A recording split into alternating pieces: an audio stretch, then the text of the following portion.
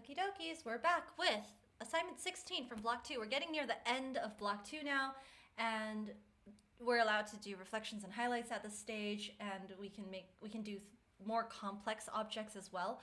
But because my last still life was a little too complicated, I decided to draw it back and try to do something a little bit more geometric, a little bit easier to handle, because Piper said that it seems like I'm okay with the drawing aspect of it. My proportions are more or less okay, but the tricky part is getting the values correct and the shadows and things like that. So I thought we'll just do some simple geometric shapes. I have a origami mouse out of construction paper, I have a can, and then I have a box. So again, back to geometric shapes, nothing organic, no fruit in this one.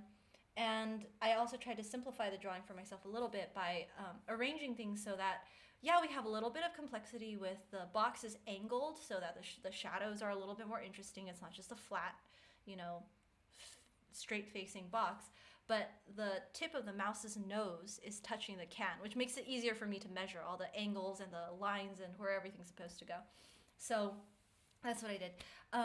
The one thing about the drawing now that I look back on it that could be better is the can is a little too thin. And then also the right edge of the can was a little not super straight. So that's something that I would change. Oh, and also the top of the can. I struggle a little bit with the tops of the cans because it always looks like they're kind of indenting in or something like that rather than being a flat metal top. But anyways, I have other chances to practice cans. So this is my first attempt to draw something or paint something that's a little not as challenging as the last thing that I did. And I thought, yeah, mouse, box, can, that should be pretty straightforward. Yeah, so I went back to my origami animals, and the interesting thing about the Evolve program that I really appreciate is how we're asked to draw or paint from life, from what we see. And we take a photograph and we submit that with our painting so that the instructors can see how close we are to the actual image that we were looking at. And Kevin explains this by saying, well, there are some art teachers in schools out there who tell kids, well, there are no mistakes in art. You can draw whatever you feel like, whatever you see in your mind's eye. And then they walk around and they say, oh, I like that. That looks good. And one of Kevin's things that he says in several videos is he's like, don't trust the teacher who says, I like that, or I prefer this type of style. He's like, that's not what a teacher should do, because the thing is, even whether or not you like the piece, the key is that what you meant to draw? And I thought this was like really, when he said that really resonated with me, because even though I'm not a well-trained artist, I have like dabbled in drawings before in my past. And one thing that I've noticed about drawing is that I never end up really drawing what I mean to draw. Like sometimes that's fun. There's a little bit of a discovery aspect to art. You're like, okay, I'm going to draw a scene, or I'm going to draw a tree, or I'm going to draw a girl.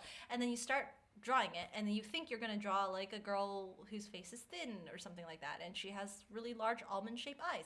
And then when you're done, it's like the girl has a really round face with not almond-shaped eyes, and you're like, well, I did not intend to do that, but okay, looks interesting. And that can be fun, but it can also be frustrating because you're not able to draw what you intend to draw. And so that's the key to the Evolve program, is that they're teaching you how to draw what you intend to draw, which means you have to start with drawing what you see. Because if you can draw what you see with your physical eyes, then eventually you can translate that into drawing what you see with your with your mind's eye. There we go. Yeah, so once you know how to draw what you see in the real world, then you can start having more ideas about things that you can draw that don't exist in the real world, or you can invent your own scenes, that sort of thing.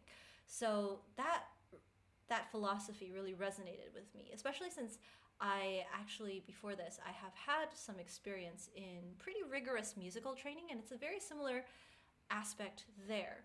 Like, I'm very interested in composition, songwriting, making your own music. But one thing that I have learned is that having a background in classical music, in rigorous musical training, in very structured, disciplined, not a whole lot of wiggle room for weird, made-up stuff type of musical training is a huge asset for when you actually want to write your own stuff.